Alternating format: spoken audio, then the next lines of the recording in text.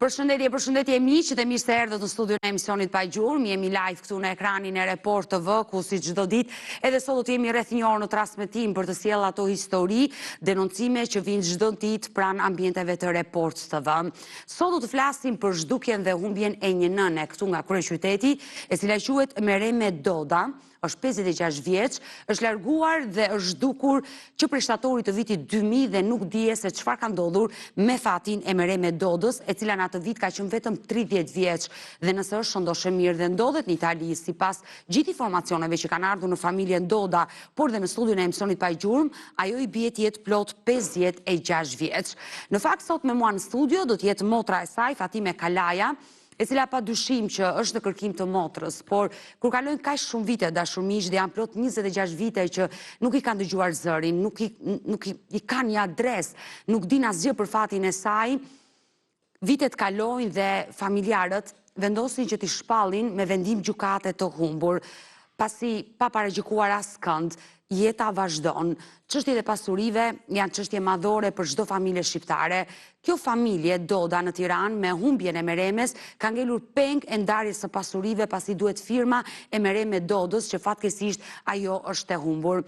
Për ironi të fatit, në të njëjtën kohë të themi, vi në studio me shpresën që mund të marrin ndonjë lajm, ndonjë informacion dhe t'i dëgjojnë zërin fëmijës tyre të humbur, por në të njëjtën kohë kërkojnë ndihmë edhe ta shpallin të humbur me vendim gjykate për të vazhduar, le të themi, problemet që ka familja. Motra e të humbrës, Mereme Doda, është me mua në studio dhe menjëherë dua ta përshëndes.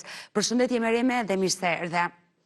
Jam shumë e sigurt që një vendim i vështirë për familjarët, për ta shpallur të humbur në rastin tuaj, ku dhe shumë familjar kanë kërkuar nga gjykata për ta shpallur dhe të vdekur, kur kalon disa vite që nuk ka informacione, gjykata mund ta shpalli të vdekur dhe gjithçka bëhet edhe për pasurinë. Të mirë kuptoj në këtë pjesë dhe pse e ke të vështirë dhe pse ti do jesh motra më e lumtur nëse do ta gjeje gjallë. Patjetër. Keni nisur të luftoj që ta gjej. Nuk e kam për pasurinë fare. Unë luftoj ta gjej. Por jeni drejtuar gjykatës që Mereme Doda të shpallet dhe me vendim gjykate e humbur, ku ju për çdo lloj problemi që mund t'ju duhet firma e saj, ti vazhdoni lehtësisht të gjitha problemet, le të themi në këtë rast ndarja e pasurisë. Do të jemi të dyja së bashku e dashur Fatime, do të flasim gjatë sot për historinë e Mereme Dodës, gjithë me shpresën që ajo është gjallë dhe nuk i ka ndodhur diçka e keqe në shtetin italian, ku shtatorin e vitit 2000 ju shkëputët çdo lloj kontakti. Por fillimisht do m'japësh leje, sepse dua të shkoj në një lidhje për historinë e një të humbri nga Vlora, i cili ka humbur në vitin 2021 dhe nuk dihet se çfarë ka ndodhur me fatin e tij. Bëhet fjalë për Novruz Shehu, dashurmiq, nga Zvërneci i Vlorës, 62 vjeçari, i cili ka humbur çdo lloj kontakti me familjen në 16 dhjetor të vitit 2021 nga Zvërneci i Vlorës dhe nuk dihet se çfarë ka ndodhur me fatin e Novruz Shehut. Një histori që ne kemi trajtuar vetëm përpara disa ditëve në studion e emisionit Pa Gjurmë dhe djali i tij Shpëtim Shehu dha detaje për zhdukjen e babait dhe dyshimet që ai kishte për Novruzin. Por për gjithë ata që nuk na kanë ndjekur me historinë e Novruz Shehut, unë dua të prezantoj një material se si ka humbur dhe çfarë dyshojnë familjarët, e ndjekim në këto momente dhe rikthehemi.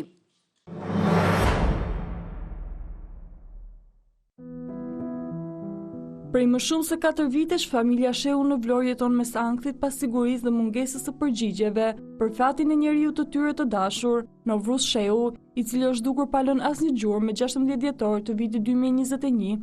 Novruz Shehu i lindur më 29 mars të vitit 1964 dhe banues në Vlorë, u zhduk në rrethana të paqarta, pa kontaktuar askënd dhe pa dhënë asnjë shenjë për vendodhjen e tij, që nga ajo ditë familjarët nuk kanë marrë asnjë informacion që mund të ndihmojnë në zbardhjen e fatit të tij. Djali i tij tregon se jati do viste her pas here drejt zonës së Zvërnecit. Ai pranon se mund të ketë pasur konflikte për prona, por jo të një nivelit që ta çonin drejt një zhdukje kaq të mistershme.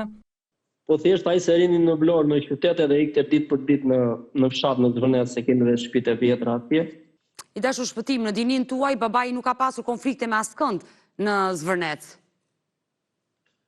Kështu konflikte me llafe, me gjëra ose prosi, apo jo konflikte të rënda nuk i di, por shumë konflikte që tjetë deri në humbje për jetën njerëzish nuk e di.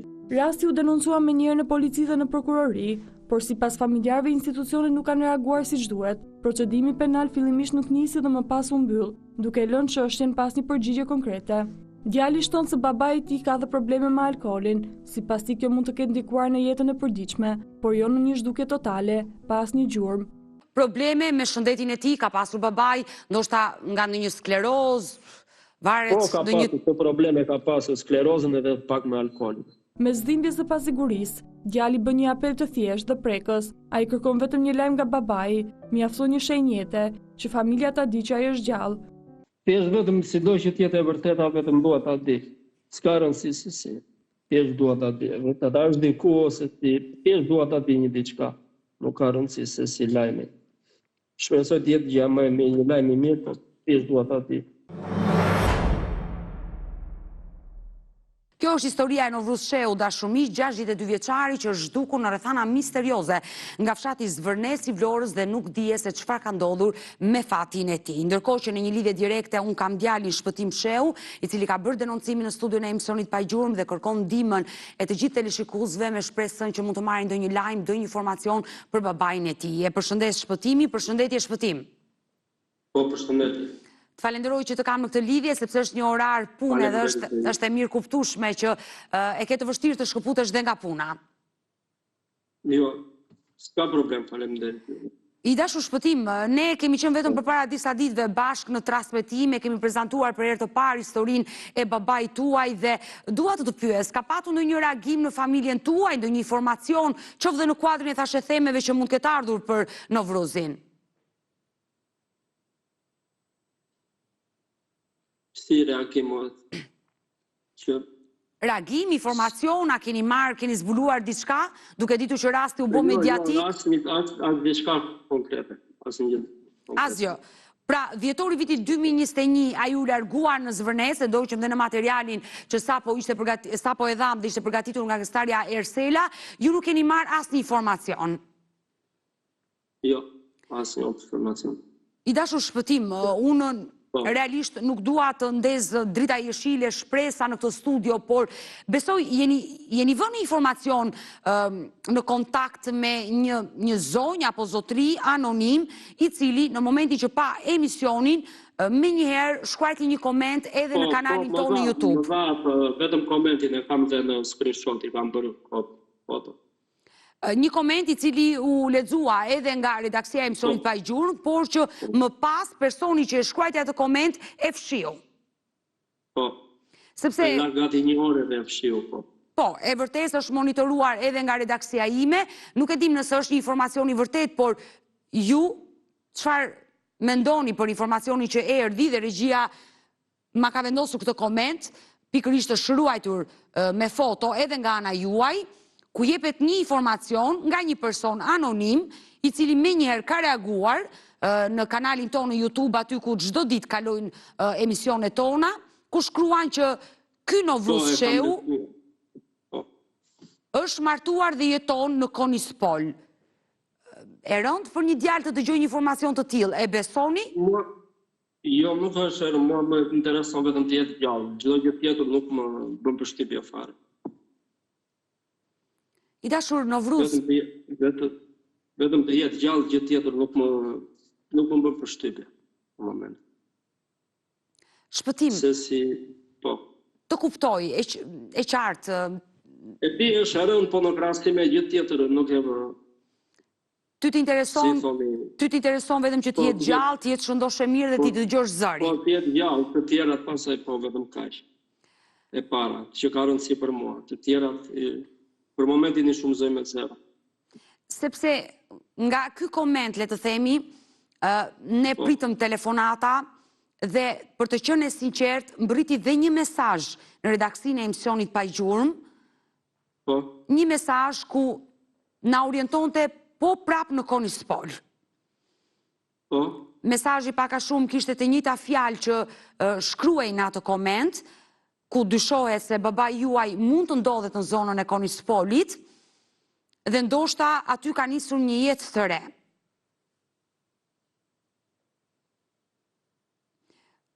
Regjia do më ndihmoj edhe me mesazhin që kam mbritur në redaksinë. Po vetëm mesazhi si informacion apo? Ky është një informacion i dashur Shpëtim dhe ajo që ne duhet të bëjmë së bashku, ju dhe ne në bashkëpunim, nëse ai vërtet jeton në Konispol, por unë prap nuk e besoj.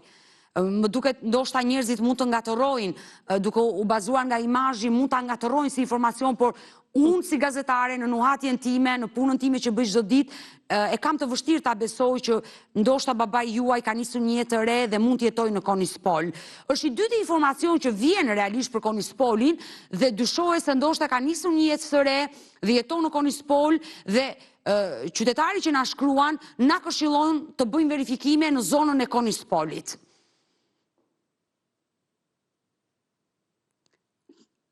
Ajo që ne do bëjmë... Të drejtin nga bërë disa verifikime, kur pash me zanjë pas edhe një gjë, thjesht më thoshin jo. Ajo që ne do bëjmë në ditët në vijim është që grupi jon i xhirimi do të niset në zonën e Konispolit, jo vetëm në Konispol, por edhe fshatrat përreth aty ku dyshohet se mund të ndodhet babai juaj, do nisemi për të bërë verifikime me shpresën për ta çuar deri në fund këtë informacion, për ta zbardhur dhe për të zbuluar të vërtetën. Dhe pse më duket e pabesueshme që ai mund të jetë shëndoshë mirë, ndodhet në Konispol dhe kaq vite mos kontaktoj me familjen, pa të vendosur në siklet dhe pa të prekur, ti e the që unë marr parasysh gjithçka, mjafton vetëm ta kem babain gjallë. A ka pasur konflikte babai juaj në familje me nënën që ndoshta ka fikur telefonin, ka thonë stop, do iki dhe të zhdukem dhe të nis një jetë të re? Po kështu konflikte familjare, po deri në atë farë pike nuk besoj. Konflikte ka gjithmonë. Kështu debate si na hera, po deri në këtë pikë nuk e di.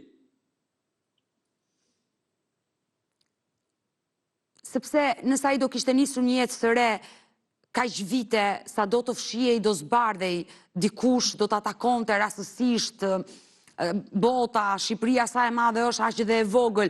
Prandaj unë nuk e besoj këtë informacion. Është një pistë që le të themi ka tashmë ka nisur në studion e emisionit pa gjurmë, padyshim që do verifikohet, çfarë nuk mund të ndodhi dhe mund të jetë lajmi i vërtet, do verifikohet, por ajo që unë kam ngul është Zvërneci, aty ku ishin gjurmët e fundit të tij, aty ku ai u zhduk dhe humbi çdo lloj kontakti me ju. Aty ngrihen dhe pikpyetjet e mëdha, çfarë ndodhi atë ditë me babain tuaj në Zvërnec? Sepse largimi nga shtëpia, një ditë të bukur, i qetë për të shkuar për të punuar dhe të ketë marrë një tjetër kthes, të jetë martuar dhe të ketë vajtur në Konispol, mua më duket e pabesueshme shpëtim.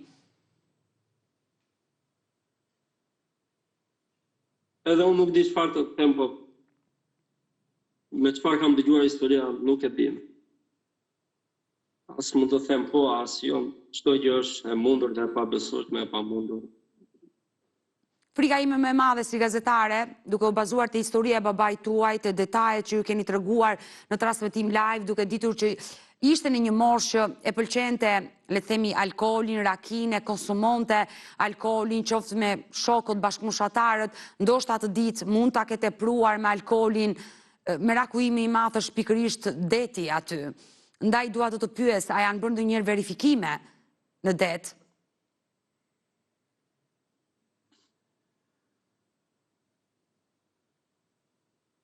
Verifikime, po kështu është parë mes verifikime brenda në det. Më mirë se ju nuk e besoni se ndoshta mund të ndodhë diçka e keqe me fatin e tij.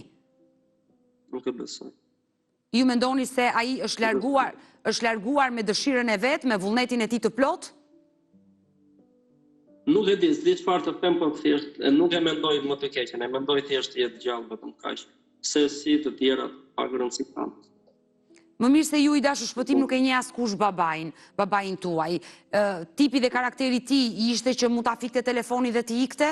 Qoftë dhe për një grindje të vogël që mund të kishte në familje, si çdo familje shqiptare. Të gjithë kemi grindje dhe përplasje në familjet tona për... Po telefonin po thuaj se mbajte gjithmonë fikur thjesht, edhe herët e tjera ditë normale. Telefoni po thuaj se fikur e mbante, edhe ditë të tjera normale. Por nëna juaj çfarë dyshon? Nëna juaj shpëtim çfarë dyshon? E cila vazhdon, le të themi, të presi bashorti në shtëpi. Po thuaj se këto mendoj vetëm që ka ikur në shtëpi, këto nuk mendojmë të keqen fare, vetëm këto. Sepse nëse ai ka ikur në moshën në të cilën ndodhet, ku do shkonte ai vetëm? Do niste diçka nga e para? Nuk e di fare. Po raportet me ju shpëtim, si ka pasur? Le të themi atë ditë që është larguar, ato ditët e fundit ju keni qenë në Shqipëri kur ai humbi. Le të themi ka qenë i mërzitur, e kishte shprehur ndonjëherë dëshirën që donte të largohej? Jo, që për të larguar, jo. Sepse të humbasësh në mes të ditës, në një fshat të populluar, me plot njerëz, në datën 16 dhjetor të vitit 2021, në mes të Zvërneci dhe askush mos ta shikoj, dhe unë nuk e përpiu.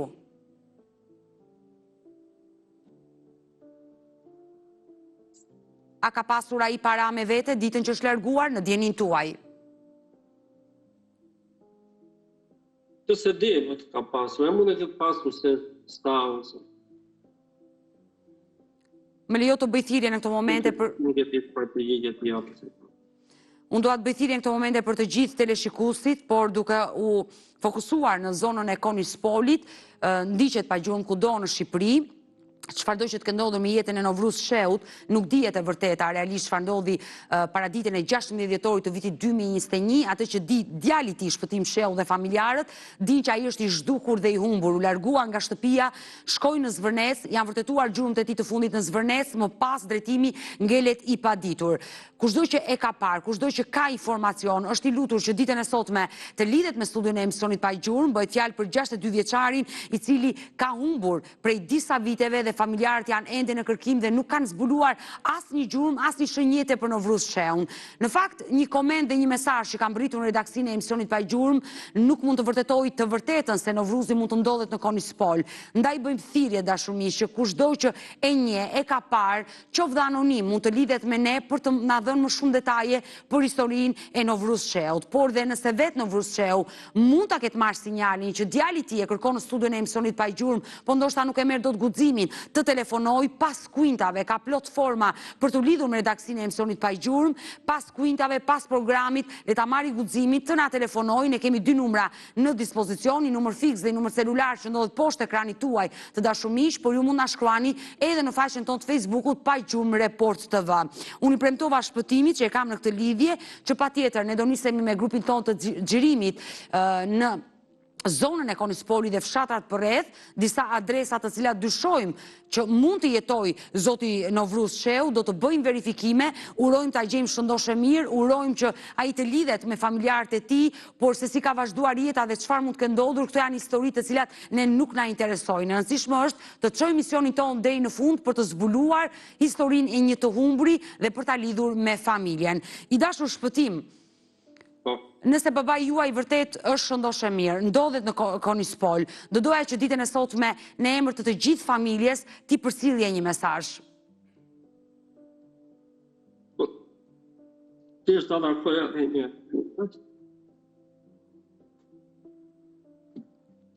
S'ka nësë të tjera, ti është ata koja e një. Shikoj.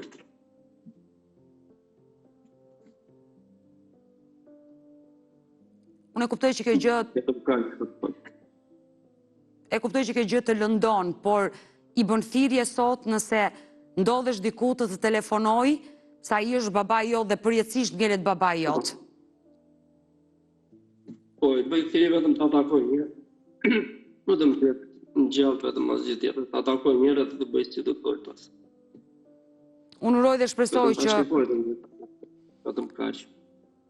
Uroj dhe shpresoj i dashur Shpëtim që kjo histori që na ka ardhur të jetë e vërtet, të jetë babai juaj dhe ju t'i dëgjoni zërin. Të premtova dhe vazhdoj të premtoj që në ditët në vijim do udhëtojmë drejt kësaj zone për të bërë verifikime dhe do mbetemi bashkë në kontakt. Duke ditur që ju nuk jetoni në Shqipëri, e keni të vështirë për të ardhur këto ditë në Shqipëri për shkak të punës, për të shkuar në Konispol dhe për t'i bërë vetë këto verifikime, do t'i bëjmë ne si studio emisionit Pa Gjurmë të gjitha këto verifikime me shpresën që edhe zonja apo zotria, se është anonim nuk dihet, që la të koment, të na reagoj, të na përgjigjet, sepse edhe ne i kemi shkruar në privat asaj adrese, me shpresën që do na kthejë një përgjigje për të na orientuar më shumë pikërisht me zonën se ku dyshohet fikse se jeton babai juaj. Do mbetemi në kontakt dhe të përshëndes nga Tirana.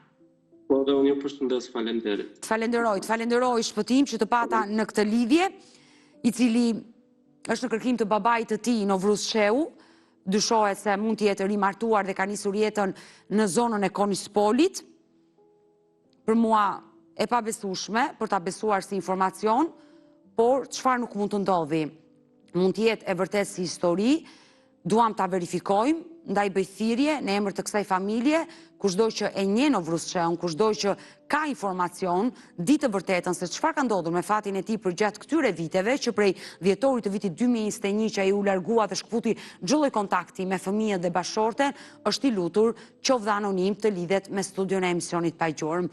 Uroj dhe shpresoj që të zbardhet kjo histori deri në fund. Mirë, me historinë e Novruscheu dashur miq, kemi ardhur në fund të kësaj pjese të parë, dua të kaloj në një këshill mjekësore, do të jemi tek Obeni dhe rikthehemi sërish bashkë live.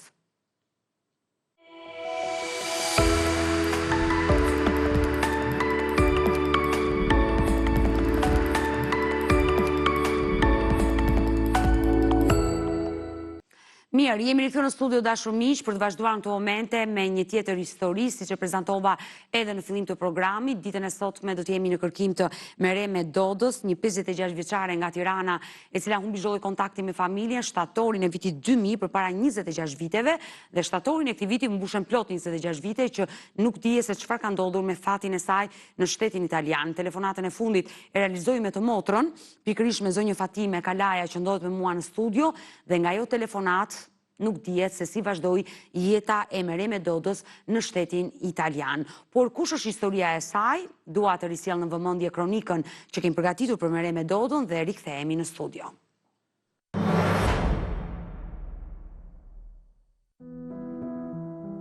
Rrëmbimi i Mereme Dodës në vitin 1997 ngriti pikpyetje për familjarët, të cilët janë në kërkim të një të vërtete. Mereme Doda nga Tirana u martua në vitin 1989 me Shefqet Hutin nga Lezhë, një martesë kjo e cila u bekua me ardhin në jetë të 3 fëmijëve, 2 vajzave dhe 1 djali. Fati nuk i kishte rezervuar diçka të mirë familjes Huti. Ishte shtatori i vitit 1997, aso kohë 28 vjeçare, kur doli për të bërë pazar dhe u rrëmbye në mes të ditës, në kryeqytet pranë zonës së medresesë. Familjarët e saj nuk bën asnjë denoncim në polici, pasi shpresonin se Meremja do të kthehej.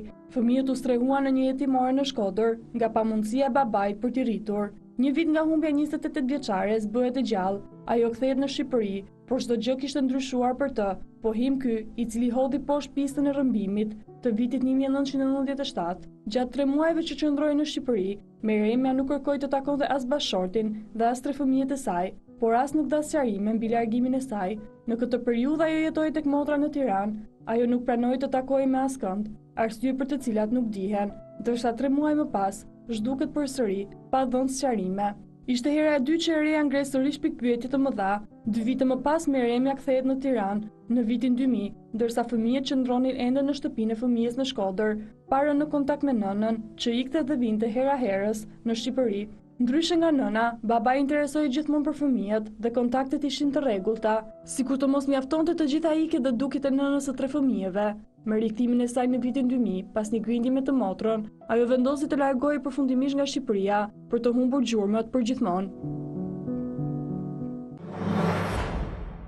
Kjo është historia e humbjes së Mereme Dodës dashur miq, nëna e 3 fëmijëve, e cila la 3 fëmijët e vegjël këtu në Shqipëri, 2 vajza dhe 1 djalë, pas të divorcit u largua dhe u zhduk në shtetin italian. Në fakt, largimi i Meremes drejt Italisë, ndarja me bashortin, bëri që një pjesë të familjes së saj mos kishte kontakte të mira.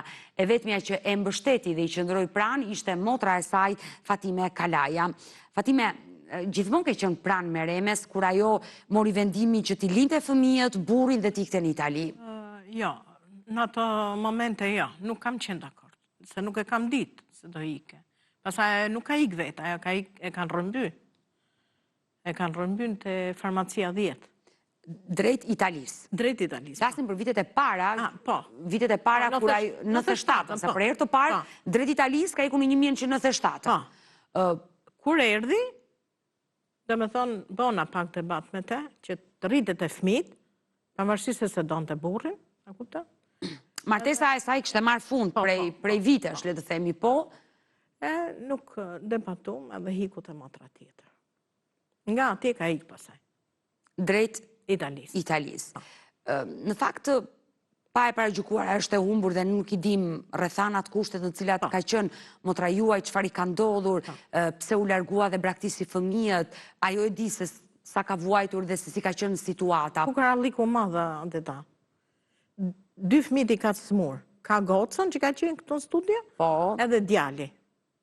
Janë të smur. ka dhe një vajzë tjetër, se ka 2 vajza. Ka dhe një tjetër. Dhe ajo që po më tregoje para se ty në transmetim, 2 fëmijë, vajza e madhe dhe djali e kërkojnë, ndërsa vajza që është e dyta në renditje, ajo nuk e kërkon. Nuk e kërkon. Se çuni është i treti. Nuk e kërkon. Thot, ashtu si ka hik, thot, le të vi. Është bërë dhe non vetë. Pra le të themi nuk e ka falur që Po. i braktisi. Po ajo s'ka dash me ik. Ata e rëmbyn. Pastaj si shkoj atje, ajo mori tjetër për tjetër. Jeta e saj u bë më e vështirë në shtetin italian. E dashur, Fatime, unë e kuptoj që ti si motor, kur ajo erdhi për herë të parë nga Italia, pati një debat, një konflikt, i dhe këshilla si një motor që duhet ishte pranë fëmijëve dhe mos të largohej, por nuk të dëgjoi dhe ajo iku sërish. Fëmijët nuk i mbajti, fëmijët u rritën në shtëpi jetimore fatkeqësisht, dhe babai i tyre nuk mundi dot i rriste. Jo. Ata fëmijë sot janë rritur, kanë dalë në jetë, le të themi, për 2 prej tyre janë të sëmur, ju keni kontakte me fëmijët e Meremes, por kur ajo erdhi edhe në vitin 2000, qëndroi tek ju. Po. Kanë 2 muajte unë.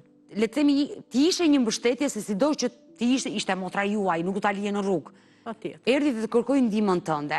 Situata e saj në vitin 2000 dhe aty ndalemi kur ju shkëputët zholloi kontakti, si ka qenë? Ishte tjetër. Tjetër ishte. Nuk ishte ajo që ka qenë. Edhe ishte mësu, nuk e di si ta shpjegoj. Ishte më e ftohtë ndaj jush? Ma e ftohtë edhe ata ishin nxjerrë rrugët e ta. Kishte bërë punojësen e seksit. Po. Prej 97-ës kur Po. ishte mbritur në shtetin italian dhe deri në vitin 2000 2000. që erdhi në Shqipëri për herë të fundit, ajo kishte bërë punojësen e seksit në Itali? Nuk rrinte. Thonte që jam martu me një italian, Gianni, edhe... Pra, le të themi, i ke pasur fotot, i ke parë ato foto të bashkëshortit, por motra, flasë gjithim për Meremen, të kishte treguar historinë se kush e kishte trafikuar dhe... Po. Pra, ju e keni ditur që në ato kohë... Ka hikë dorë në dorë, të ta. Dorë në dorë ka shku. Por çfarë të kishte thënë për të ardhmen e saj? Ishte martuar me këtë shtetin Jam martu me këtë italianin, folte me italianin, Gianni e kishte emrin, më dha dhe adresën e shtëpis, rrugicën e këtë, në qytetin e Milanos, në Romë, në krye qytet. Jo, në Romë. Edhe me këtë tha rritha, e merrte në telefon, folte me te, por prej shtatorit të vitit 2000 që ajo u largua, ju shkëputur çdo lloj kontakti. Po. Me mua i herë, po. Kur themi me ju, me gjithë familjarët. Po, me mu folta ajo gjithmonë. Sepse unë i thash, meri fmit, jeto me fmit. S'ka problem, meri shtëpi me qëra, jeto si gjithë njerëzit. Mos mi përmen ma, ishte këthyn tjetër. Kur themi ishte këthyer tjetër, kishte edhe pasojat e rënda psikologjike? Po. Përderisa ka refuzuar fëmijët e saj, ti jetoj me ta... Ajo rrim të kështu si e hutume, donde vetëm dilte. Dashur Fatime, nga gjithë familja, Doda, askush nuk e hapi derën Meremes kur erdhi në Shqipëri. Ata nuk e kanë falur? Vllai thote që po më erdhi këtu, unë do t'ja pres kokën. Motrat tjera nuk afroshim, përveç kësaj që kisha unë komshije, se kam edhe i motër tjetër aty në shep. Po, që jetoni afër? Po, nga që unë i fola edhe hiku. Hiku ta aja. Por, e keni menduar që këto kërcënime që i keni bërë Meremes nga vllai, motrat të cilat... Jo, unë ja. Jo, e kuptoj, ju keni qenë një mbështetje për të, i keni qëndruar pranë, i ke qenë për herë pjesë e studios së emisionit pa i gjurmë për ta kërkuar, padyshim, e kuptoj këtë gjë. Por duke menduar që për herë ajo ka marrë kërcënime nga vllai që po erdhe në Shqipëri do të pres kokën, motrat e tjera që i kanë zënë derën, e keni menduar që ajo në një farë mënyre tha do iki dhe zë ta kthej më kokën pas? Po, ma ka thënë. E ka thënë, e ka shprehur. Po. Unë po ika dhe këtë radhë, unë nuk vi më ke ju. Nuk vima. Pra ajo e ka thënë që mos më kërkoni më se unë do iki dhe nuk kthehem vima më. këtu ke juve. Ke ju jo. Dhe kush ishte përgjigja që i dhe ti kur ta tha këtë gjë? Unë thash, unë të fola për mirë me matër, thashëm, se fëmija nuk lehet. Unë e kuftoj. Lidhë me fëmijët edhe kaq. Ndim kishte nga unë. Nuk më ngjoj. Çfarë mendon e dashur Fatime? Që mund të ketë nisur jetën në vitin 2000, ka vazhduar martesën me Po dita, shtetasin sa i italian. erdhën edhe këto të shtëpisë fëmis, me policë, edhe u drejtun të unë. Të unë nuk ishte. Tezja. Se ju jeni tezja. Po, nuk ishte të unë. Edhe i thanë që është ke motra tjetër. Shkon atje edhe ajo si që ishte ullë kështu, i tha nuk jam unë, tha, jam motra tjetër, në emër. E mohoj që ishte në... Po, i thot ajo e shtëpisë fëmisë, sa i ngjake mamitadës. Ua, pse ajo e ka mohuar që është nëna atyre fëmijëve? Gabimi ishte i motrës tjetër. Qarë kjo është? Erdi policia, po merreni. Tisha unë do e boja. Se tisha unë do e boja. Por unë jam e sigurt e dashur Fatime që motra juaj nuk mund të ketë qenë mirë nga ana psikologjike. Edhe unë ashtu. Në ato periudhë, sido që të jetë një nën të mohoj mëmsin përpara, le të themi, punojësve të shtëpisë të fëmijës, kur rriteshin fëmijët e saj, Po. dhe të mohoj, të thoj që nuk jam unë nëna e tyre, do thot që ajo mund këtë pasur dhe probleme. Me siguri. Për çfarë e kërkoni sot kur Unë e historia që nga kërkoj, kështu? dita se e kam motër. E kërkoj. Të dhëmbë. Edhe tjetër një kërkoj dhe faljen, ndoshta e kam rëndu që i kam folë, se e di vetë. Se ka vujtë, në fakt, ka vujtë shumë. Ka qenë martu me në lezhë pa pasmja me një dhamë. E mendon ose e dyshon që ka vazhduar jetën, është mirë, jeton në Itali dhe shkaku është s'do ajo të kontaktoj më të kthej kokën në Shqipëri, e ka fshirë atë kapitull të jetës së saj? Jo, unë mendoj tjetër gjë.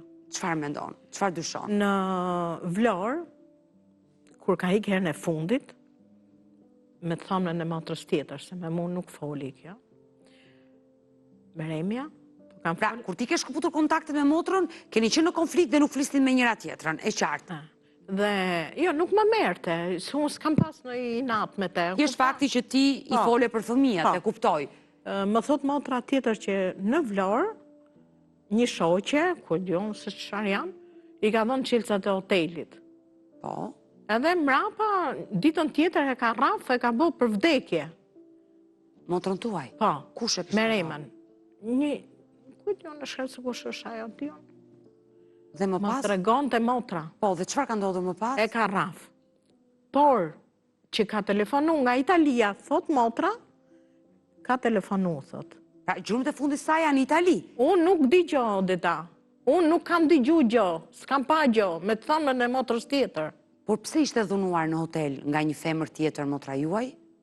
Nuk e di. Atë se di. Por më pas dyshoj se ajo mund të ketë udhëtuar drejt Italisë, ka mbërritur mirë dhe ka telefonuar në Shqipëri. Nuk e di. Por në telefonatën e fundit çfarë ka thënë? Me të thëmën e motrës thot që më tha, sigur i ka thonë motra tashi që unë në ato lekët që më dheje, i bleva fëmive roba, t'ja qëjtë të shtëpia fëmis. Po. Mos mi zë me goj më, unë sosa në Itali. I dashur Fatime, do shkëputemi, më duhet kaloj në reklama në këto moment, do rikthehemi të dyja sërish bashk, sepse ju jeni drejtuar edhe gjykatës për ta shpallur Merem Dodën të humbur, duke ditur që ka kaluar plot 26 vite. Kalojmë në reklama dhe rikthehemi.